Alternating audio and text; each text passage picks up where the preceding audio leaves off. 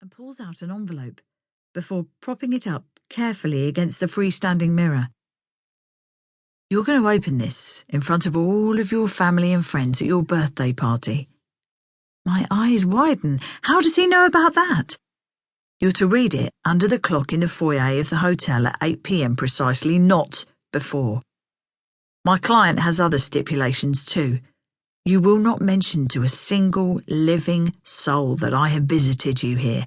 Neither will you discuss the existence of this letter with anyone. And Sophie, he pauses, I will know, and I will find you. Don't think about not showing up tomorrow night either, okay? He takes 2 steps to the bed and is immediately right alongside me. I don't like hurting women. Men I'm okay with. They mostly deserve it. But someone like you, who has no idea. He reaches out and touches my hair. I can feel his fingers shaking with excitement. He's lying. I have no doubt this is a man who relishes his job and would not hesitate to cause me pain. He shines the torch up sharply right in my eyes again, tipping my chin with the other hand to get a better look. He's wearing gloves. Pretty, he says softly. You look like your sisters. Or rather, they look like you. You're the oldest, aren't you? My mouth falls open, horrified. I watch him reach into his pocket and pull out another mobile.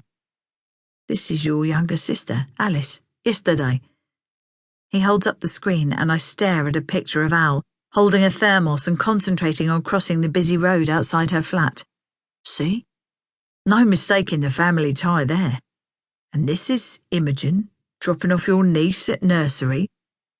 He scrolls along and there is Jen, struggling with a key code on a door while holding a clearly crying Evie in a car seat. Here they are, arriving back at home later. I know where all of your family lives, Sophie. If you hurt them, I whisper. He looks up with interest. Oh, I will hurt them, Sophie. That's entirely my point. If you so much as breathe a word, Alice will wake up to find me standing over her like this. Then I'll go to Imogen's.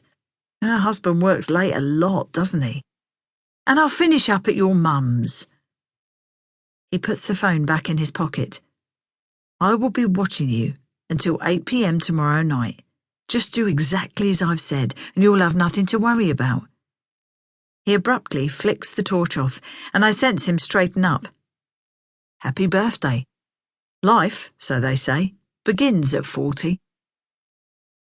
I lie completely still in the stifling silence that follows, eyes wide open in the darkness, not daring to breathe. Has he left the room? I don't hear the stairs creak. There is no slam of the front door. It must be at least another 5 minutes before I reach out with trembling fingers and put the lamp on. I'm alone. The letter is still there, but my mobile is gone. So much for always keeping it beside me on the bedside table in case of an emergency. He must have picked it up while standing over me as I slept, completely oblivious to his presence.